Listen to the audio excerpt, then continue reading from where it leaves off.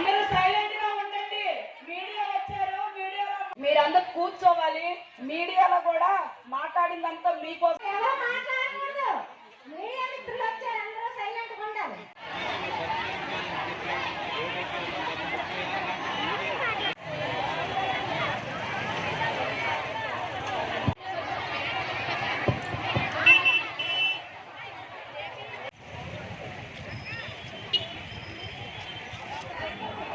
రాష్ట్ర వ్యాప్తంగా ఆశా వర్కర్లు 36 గంటలు ధర్నా చేయాలని నిర్ణయం చేసి ఈరోజు నిన్న రాత్రి పగలు చలిలో కూడా ధర్నా చేశాము. ఆశా వర్కర్లకు కనీస వేతనాలు 26,000 ఇవ్వాలి, పని భారం తగ్గించాలి, మెడికల్ లీవ్లు ఇవ్వాలి, గ్రూప్ ఇన్సూరెన్స్ సౌకర్యం 10 లక్షలు కల్పించాలి, చనిపోయిన ఆశా వర్కర్ కుటుంబంలో ఒకరికి ఉద్యోగం ఇవ్వాలి, రిటైర్మెంట్ బెనిఫిట్స్ కల్పించాలి, రిటైర్ అయినప్పుడు 5 లక్షలు ఇవ్వాలి, పెన్షన్తో కూడిన రిటైర్మెంట్ ఇవ్వాలని మేము యూనియన్గా డిమాండ్ చేస్తున్నాం. మెటర్నిటీ లీవ్లు ఈరోజు వేతనంతో కూడిన మెటర్నిటీ లీవ్ ఆశా వర్కర్కి ఇవ్వాలని మేము అడుగుతున్నాం. పని భారం పెరిగింది. 14 రకాల యాప్లు యాప్లు డౌన్లోడ్ చేసుకుని ఆన్లైన్ వర్క్ చేయమంటున్నారు. 26 రకాల రికార్డులు రాయమంటున్నారు. సెలవు అడిగితే ఇవ్వడం లేదు. అనారోగ్యం పాలయ్యి పని ఒత్తిడి పెరిగి ఈరోజు ఆశా వర్కర్లు హార్ట్ అటాక్ వచ్చి చనిపోతున్నారు. ఈరోజు సంక్షేమ పథకాలు ఆశా వర్కర్లకి లేవు. మీకు 10,000 ఇస్తున్నాం కాబట్టి సంక్షేమ పథకాలు అమ్మఒడి కానీ, చెయ్యోత కానీ, విద్యాదీవెన కానీ, పెన్షన్ కానీ ఏమీ ఇవ్వడం లేదు. కనీస వేతనం 26,000 ఇవ్వండి, సంక్షేమ పథకాలైనా అమలు చేయండి.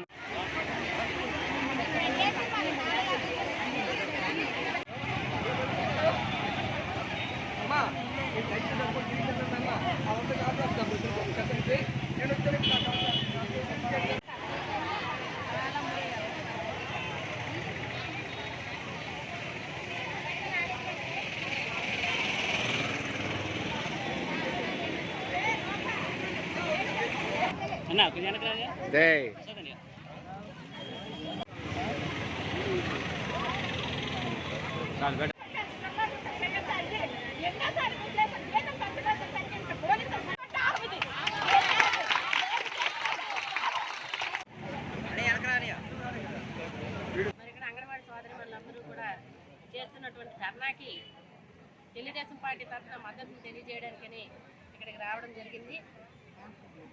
ఏదైతే అంగన్వాడీలందరూ కూడా మరి మొన్న ఎన్నికల్లోని 2019 ఎన్నికల్లోని మరి జగన్మోహన్ రెడ్డి గారు 15,000 రూపాయలు శాలరీ ఇస్తామని చెప్పి ఈ రోజు వరకు కూడా అన్ని రంగాల్ని, అన్ని వర్గాల వారిని ఎలాగైతే మోసం చేసి చెప్పిన హామీలన్నింటినీ కూడా దొంగలో తొక్కినట్టు విధంగానే ఈరోజు అంగన్వాడీలకు కూడా మోసం చేసే విధంగా మరి వాళ్ళ శాలరీస్ పెంచిన శాలరీస్ ఇవ్వకపోవడం కానీ, పని భారాలు పెంచడం కానీ, ఇవన్నిటి దృష్ట్యా వాళ్ళకి ఏవైతే న్యాయమైనటువంటి డిమాండ్ ఉన్నాయో వాటన్నిటిని సాధించుకోవడానికి కోసమని సోదరిమణులందరూ కూడా ఇక్కడ ధర్నా చేస్తుంటే అక్కడ ఈరోజు అంగన్వాడీ సెంటర్లు తాళాలు పగలగొట్టి వాలంటీర్లతోని ఈ విధులు నిర్వర్తింప చేస్తామని చెప్పడం అనేది చాలా అమానుషమైన విషయం.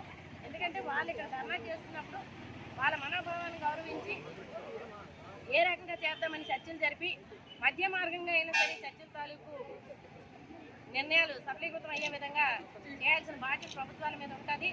మరి గతంలో చంద్రబాబు నాయుడు గారు ముఖ్యమంత్రిగా ఉండేటప్పుడు అంగన్వాడీలందరినీ కూడా సోదరీమణుల్లా చూసుకొని సెంటర్స్లో కూడా ఎటువంటి బర్డెన్లు లేకుండా అంగన్వాడీ సోదరీమణులు ఏదైతే మరి గర్భిణీలకి నెల తప్పిన దగ్గర నుంచి కూడా డెలివరీ అయ్యేంత వరకు కూడా అన్ని విషయాల్లో తల్లిదండ్రులు చూసుకునే దానికంటే కూడా చాలా జాగ్రత్తగా పౌష్టికాహార లోపం రాకుండా చక్కగా వాళ్ళకి ఇంజక్షన్స్ వేయించడంతో పాటు అలాగే బిడ్డకి జన్మనిచ్చిన తర్వాత పిల్లలు ప్రీ స్కూల్కి వెళ్ళేంత వరకు కూడా, ప్రీ స్కూల్ నుంచి మళ్ళీ స్కూల్కి వెళ్ళేంత వరకు కూడా వాళ్ళందరికీ కూడా పోషకాహార లోపం రాకుండా ఉండి అన్ని విధాలుగా కూడా సర్వీసెస్ అందించి మరి అందరూ కూడా అన్ని కుటుంబాల్లో కూడా చక్కగా ఆరోగ్యవంతమైనటువంటి పిల్లలు తల్లులు ఉండే విధంగా చేసేటటువంటి అంగన్వాడీ వ్యవస్థల విషయంలోని ఈరోజు ఈ ప్రభుత్వం దుర్మార్గంగా వ్యవహరిస్తున్న దానికి మరి మన యోగాలంలో నారా లోకేష్ బాబు గారు అంగన్వాడీలకి మా సంపూర్ణ మద్దతు తెలియజేస్తాం అనేసి అని చెప్పి చెప్పడం జరిగింది. మరి దానికి అనుగుణంగా ఈరోజు ఏదైతే అంగన్వాడీ సోదరులు చేస్తున్నటువంటి ఈ ధర్నా ఉందో ఈ ధర్నా కార్యక్రమానికి మా అందరి తాలూకు మద్దతుని తెలియజేయడానికని ఇక్కడికి రావడం జరిగింది. మరి నేను కానీ మన ఎక్స్-జెడ్పీటీసీ దుర్గల రమణ గారు కానీ అలాగే డాక్టర్ రవిరాజ్ గారు కానీ సోదరు గోకుల రమేష్ గారు కానీ అందరినీ కూడా ఇక్కడ వీళ్ళకి సంఘీభావం తెలియజేయాలి. వీళ్ళకి ఏదైతే డిమాండ్స్ ఉన్నాయో అవన్నీ కూడా త్వరలోనే పరిష్కృతం అయ్యే విధంగా ప్రభుత్వాలు కనువిప్పు కలిగే విధంగా ఉండాలని చెప్పని, ఒకవేళ ఇప్పటికే ప్రభుత్వాలు కళ్ళు తెరవలేకపోతే కనుక రానున్న కాలంలోనే అందరూ కలిపి మరి గుప్పెల్లా మిమ్మల్ని ముంచెత్తి మూకుమ్మడి దాడితో మిమ్మల్ని ఇంటికి పంపించడం కూడా ఖాయమనే విషయాన్ని గుర్తుపెట్టుకోవాలని మరి సందర్భంగా ఈ ప్రభుత్వానికి హెచ్చరిస్తూ